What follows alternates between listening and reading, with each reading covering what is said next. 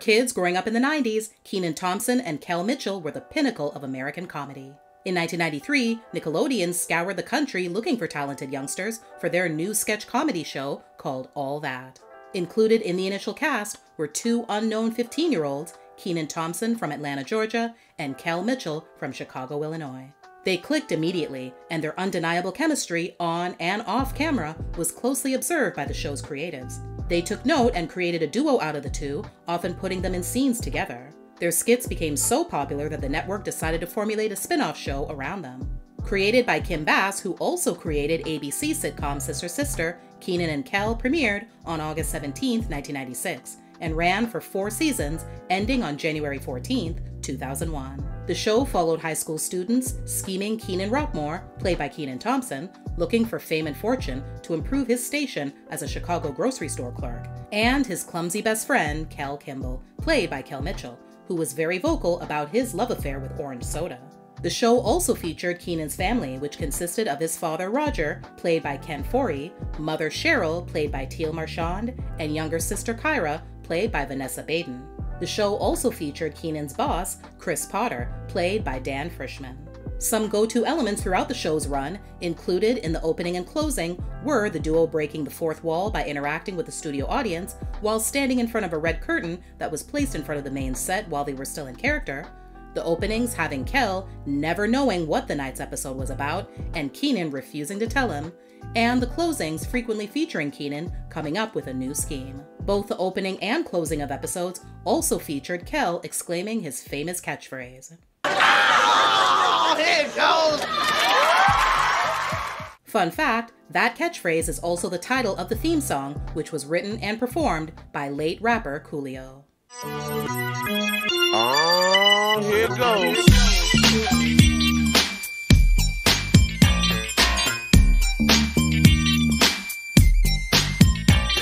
Everybody out there go run and tell your homeboys and homegirls it's time for Kenan and Kel. During their tenure on Kenan and Kel, the boys were able to take their characters from their most notable skit from All That, where they worked at a burger joint and navigated work, a social life, and a series of work mishaps with customers and coworkers, and turn it into a major motion picture of the same name. Hey, check it, Ed. It's the Mondo Idiot. Oh, well, nice to meet you, Mondo Idiot. I'm Ed, huh? Well, Ed, you better watch your butt, man. Okay.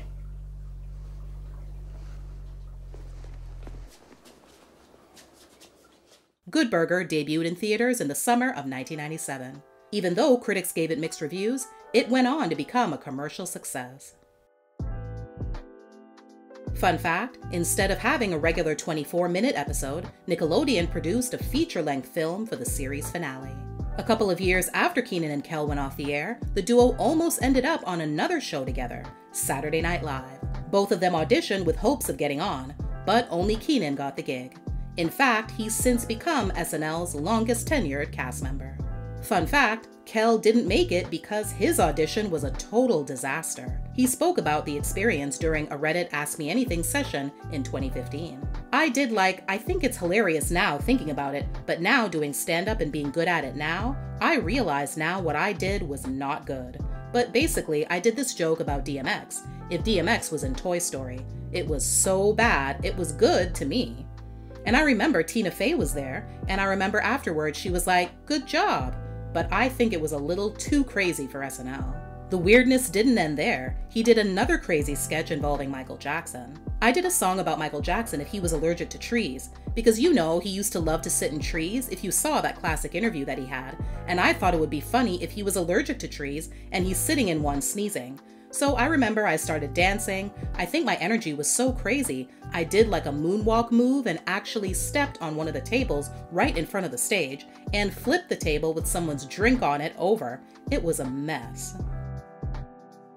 So while Kenan's career took off, Kel stalled. His absence didn't go unnoticed though. Over time, people started asking, what happened to Kel Mitchell? Online forums even popped up asking, did Kel from Kenan and Kel die? The prevalence of that question even led to an actual notice that thankfully turned out to just be a hoax.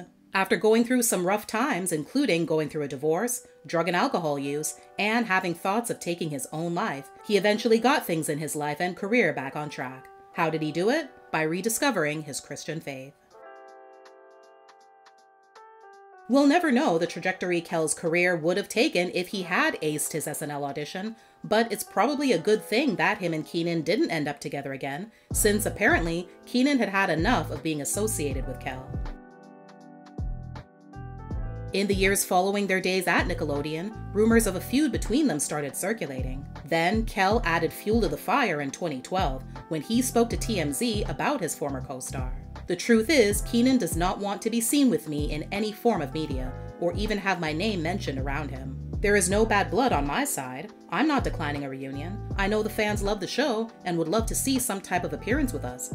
I just don't see that ever happening because of how he really feels. He seemed to take it all in stride though, adding, "I have not been upset about this. I respect his choice of wanting to make a name for himself solo." 3 years after that though, it appeared that whatever happened between them was finally put to rest when the two made an appearance on The Tonight Show, where they reprised their Good Burger roles for a sketch with Jimmy Fallon. The crowd went wild seeing them side by side again. In 2018, during an interview with The Breakfast Club, Kenan finally admitted that, at one point, there was a rift between him and Kel. He had a different take as to why than Kel told TMZ. According to Kenan, the dissolution of their friendship was a result of their work schedules and living on opposite sides of the country. Ultimately, they began to patch things up after Kenan got a call from Kel one night at his home in New York City a few years back.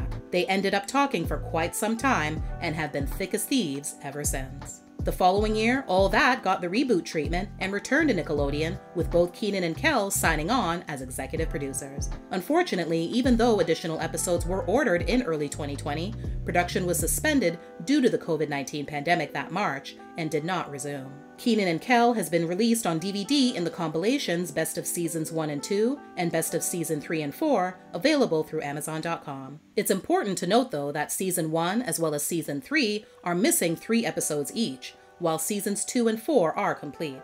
Individual seasons are not available. Between 2011 and 2012, all 4 seasons were released on the iTunes Store. Kenan and Kel is currently streaming on Paramount Plus and Netflix. However, the latter service only has the first 2 seasons, and some episodes are missing. As of 2023, the Kenan and Kel brand is still going strong. On November 22nd, they reprised their iconic roles of Dexter and Ed in Good Burger 2, released on Paramount Plus. The next day, the pair took part in the Macy's Thanksgiving Day Parade, riding in the back of a Good Burger 2 themed car. Both waved to the crowd and jammed out to music along the route. It was especially nice to see Kel in such high spirits since he'd suffered an emergency hospitalization a couple of weeks prior. Earlier in the month, he was taken to a Los Angeles area hospital following a scary experience where the whole right side of his arm and leg went numb, followed by not being able to swallow. After running some tests and fearing the worst, it turned out to be a bulging disc he had from a prior injury that was pressing up against a nerve. In an exclusive interview with People just days before Good Burger 2's release, both reminisced about their rekindled friendship after growing apart as adults. Kel reflected on that fateful phone call from years ago, saying, "We talked for at least about an hour or 2 and just was like, yeah, man, we're talking about everything, and that bond was there, which I think is awesome. It's cool to see the dynamic of us as adults, Kenan and Kel as adults." Kenan added, "We were so bonded when we were young because we spent so much time working. But now, since it's been a departure and a return, it's like there will never be another departure. You know what I mean? We've already experienced the mysteries of, well, what if I went off and you went off and you did this? We've seen what that is. Now there's no fear of it, or there's no feeling of we're missing out on any kind of thing or whatever. It's such a pleasure and that guaranteed somebody's got your back feeling at any given moment in the room. Everything is just easy."